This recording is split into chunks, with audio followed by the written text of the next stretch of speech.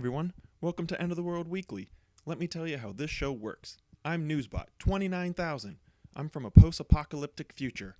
I've been programmed to send these broadcasts into the past in hopes that you Earth humans can avoid the calamities that led to the end of the world.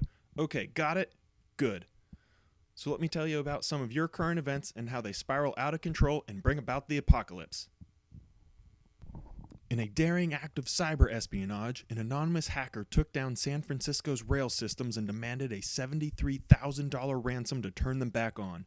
The city's mass transit authority was able to restore their systems without caving to the hacker's demands, but this only angered the hacker, and a few years later he attacked again. This time with an artificial intelligence so advanced, the trains were able to take on a life of their own. The new self-aware trains combined to form Mecha Trains and devastated the metro area before going out to sea, only to rise again someday. Delta Airlines handed down a lifetime ban to a pro-Trump extremist this week.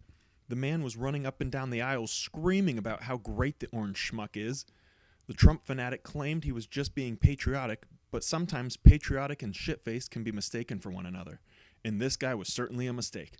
I got a hold of some footage of the event. Let's check it out now. I'm talking about. Man's gonna make America great again. You remember? Remember when America was great?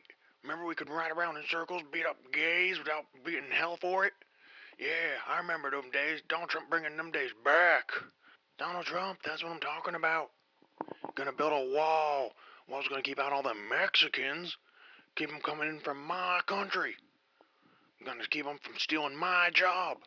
Yeah, that's what I'm talking about, Donald Trump. Look at that dweeb. He's so pumped, he looks like he just got to jerk off the pit crew of his favorite NASCAR driver. Early Tuesday morning, President-elect Trump tweeted that flag burning should be illegal, saying that anyone who does it should be in prison or stripped of their citizenship. Burning an American flag is a shitty thing to do, but it was still a form of free speech protected by the First Amendment. It's like how Trump continued to run his business empire while President of the United States. Sure, it isn't technically illegal, but it's a real shitty thing to do. Well, maybe the United States could help you with your disaster relief a little quicker if those building permits were already approved. Oh, Ambassador, you need to speak with the President? It would probably be a lot easier to book a meeting if you were staying in his hotel. It's right down the street from the White House. In a united form of protest against Trump, millions of Americans set their own flags ablaze. There were so many First Amendment supporters, in fact, that countless fires raged out of control across the nation. The entire country was a blazing inferno, some of which still hasn't been extinguished.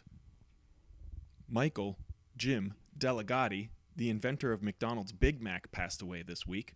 In remembrance, McDonald's handed out free heart disease with all of their meals. Unlike all those liberal celebrities and your freshman roommate, after Trump's victory, the Internet Archive actually did move to Canada.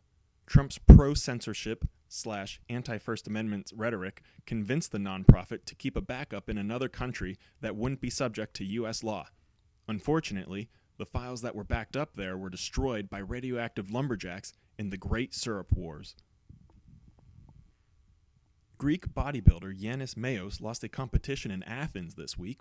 When the muscle man was not declared the winner, he freaked out, slapping a judge to the ground. Spectators recorded his tantrum, where he can be seen flipping over tables, and he allegedly pulled out his dick. But that didn't make it onto camera due to years of steroid abuse making it so small. Trump saw a kindred spirit in the tanned adult man throwing a hissy fit and offered him a role in his cabinet as Secretary of Whining Until You Get What You Want. A manufacturing plant in Indiana planned to leave the country before Donald Trump negotiated a deal to keep the factory and jobs in place. The White Witch of the North criticized Trump's deal with Carrier, labeling it crony capitalism.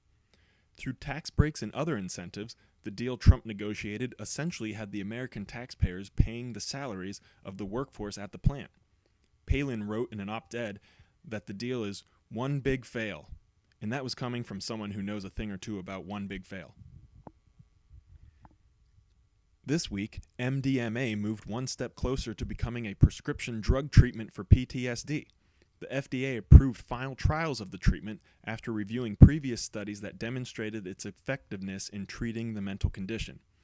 After passing the trials, it wasn't long before the drug was overprescribed to anyone feeling just a little down. In the 2020s, the entire decade was just one long rave. We finished this week with a continuation of a story of ours from last week. The ever-looming war between humans and deer intensified this week when elk joined forces with deer.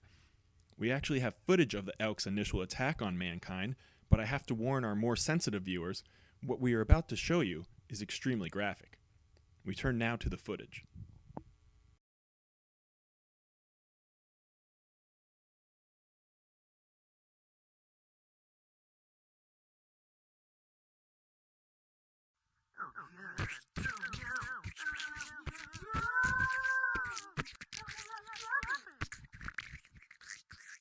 Horrifying. Well, that does it for this episode of End of the World Weekly. Thanks again for tuning in. We'll be back again next week with all of the news about what's going on in your time and how those events affect my time. If you like the episode, feel free to like, comment, subscribe, and we'll just keep putting these out. We have a Twitter. You can also follow us there. Thanks again, everyone, and we'll catch you next week. Bye!